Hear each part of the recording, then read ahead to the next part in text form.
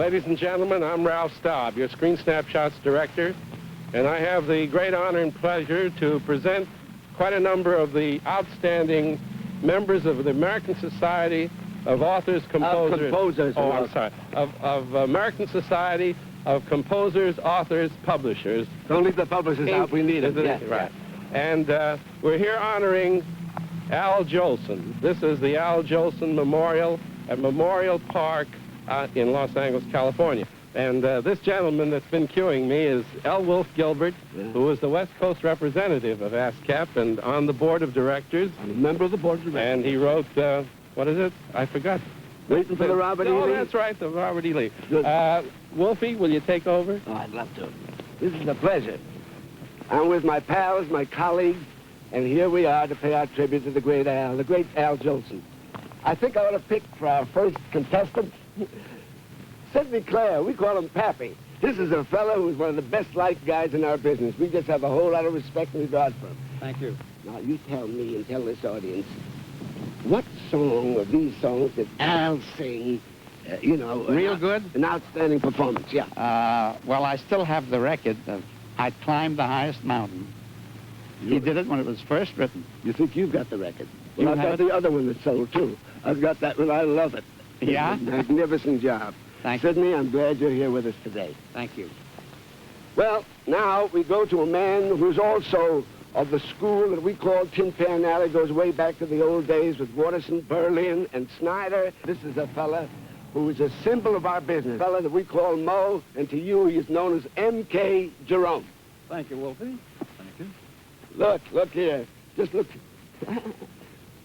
This bald head Yes, shows that you did write Just a Baby's Prayer at Twilight. That's That's right. the First World War, wasn't it? that's correct. Yeah. 1918. This fella's a youngster. You know, he's a perennial juvenile. This fella, I imagine when he'll be 70, he'll still look like a young fella. Sammy, come here. This is Sammy Fain. I don't have to tell you that this boy right now is riding high with some great big show in New York and whatnot. But let's talk about his song hits. Let a smile be your umbrella. I'll be seeing you. When I take my sugar to tea, with that old feeling. What did Al sing of yours? Well, the first song that he sang of mine was By a Waterfall. Way back. Up. It's not on you. Go ahead. I Can Dream, Can't I, and Oh, yeah. I'll Be Seeing You. Those are the three that I remember. And he did the job on Wonderful. I'll Be Seeing Oh, You. yes. Wonderful. Sammy, God bless you. Thank you. Now may I present a fellow who you recently saw in well, you didn't see him in the motion picture. Red Skelton played him, and Fred Astaire played his partner, Bert Kalmer. Picture was called Three Little Words, and he's the writer of Three Little Words, Harry Ruby. Thank you, Wolfie. Wolfie asked me something. I don't know. Before you ask me something, I can't answer. Now, What? did you want to know whether Al ever sang anything of mine? I know he did. Well, he introduced Who's Sorry Now at the Winter Garden in one of those memorable Sunday night concerts, and he also introduced Nevertheless on radio and some other things I forget. Say, Wolfie, I know you're the chairman of the West Coast Committee of ASCAP and a Yeah. member of the board of directors, but you're also a songwriter, aren't you? You tell me. Yes. And didn't the great Al Jolson sing quite a few of your songs? Well, of Tell us course. about it. I mean, Jolson, in this one song, I'm sure he was synonymous with Waiting for the Robert E. Lee, and he sang Hitchy Coo, and the job he did on Ramona. I and remember this was just that. a week before the man passed on. Wonderful wonderful rendition.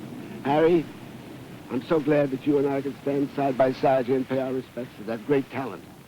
Yes, sir, and this is Gene Schwartz of that memorable team of Jerome and Schwartz. Billy Jerome, what a fella. What a man. What a great lyric writer. I have a question I really want to find out about. I heard Al sing Rockabye Your Baby with a Dixie Melody. Dixie Melody. He did it in the picture, didn't he? He did it. Yes, he did that after in the that. picture. And then Chinatown. He did it in the picture too. Did that in the picture, Yes, too? he did. Aren't you a lucky fella?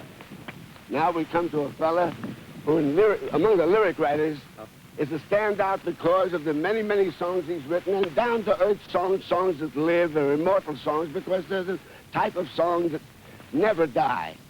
I want you to know and meet Benny Davis. Well, excuse me. Here you are, man. Benny? Thank you, Wolfie.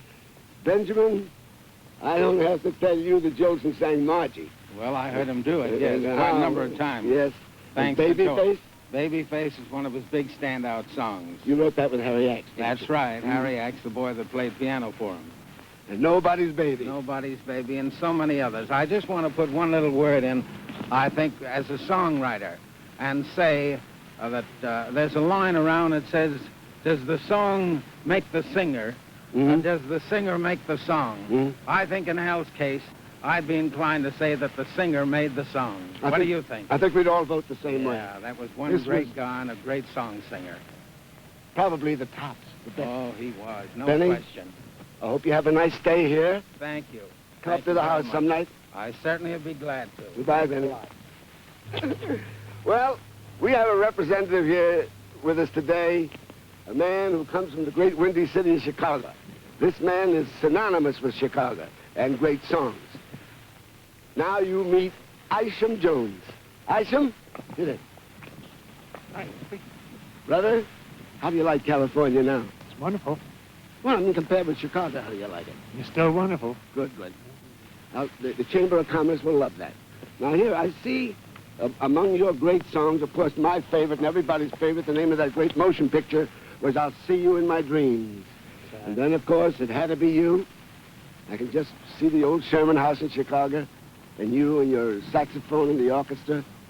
Isham, I think this was swell of you to come with us, and besides, this gives us all a great big perspective. And Benny coming from New York, and you from Chicago, and here we are paying our respects to the Great Al. Thank you so much, Well, thank Isham. you. Right. Jimmy McHugh. Well, James Aloysius McHugh. Aloysius. Did he sing Coming In on a Wing in a Prayer? Yes, Eddie kind of introduced it, but Yeah. Jolson also sang it. It was a very big hit for him. As a matter of fact, after the Jolson story, the picture, he was going to do I Can't Give You Anything But Love, Baby, in his next picture, but we never lived to see it. Well, he did his share for your songs and for my songs and the songs that All we of the all wrote. songwriters of America. It's a great... May I interrupt? Yes. Well, thanks, Jimmy, and thanks, Wolfie, and thanks, gentlemen. And I'm sure that you members of ASCAP, you wonderful songwriters, and our audience here would like to see this picture, Hollywood Footprints, that Al narrated. Al himself? Yes, he did it. It was the last short subject that he made for me. We all want to stay and see it. All right, now if you look right in there, we'll start the projector. About 20 years ago, a master showman cooked up a novel idea. And ever since then, the footprints of Hollywood's outstanding stars have been preserved in the concrete forecourt of Sid Grauman's famous Chinese theater. You'll find there reminders of many of yesterday's immortals. Now here are the footprints and the gun prints of William S. Hart, one of the first great Western stars. On a nearby block of concrete, Jack Oakey left the tracks of his little tootsies.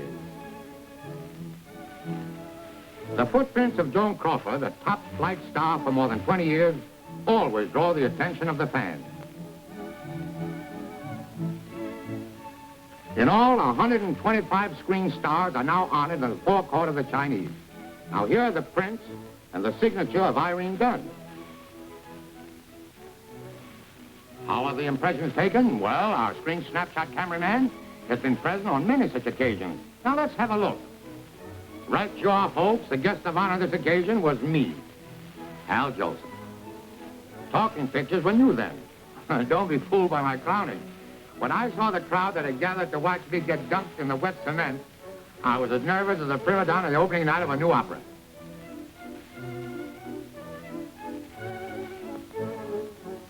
Well, after I'd given Sid my autograph and had my hands washed, they told me it was time for the Jolson footprints to be preserved for posterity. Now, I objected to that. Having spent most of my life on my knees singing mammy songs, I thought knee prints would be more appropriate. So they agreed to knee print me.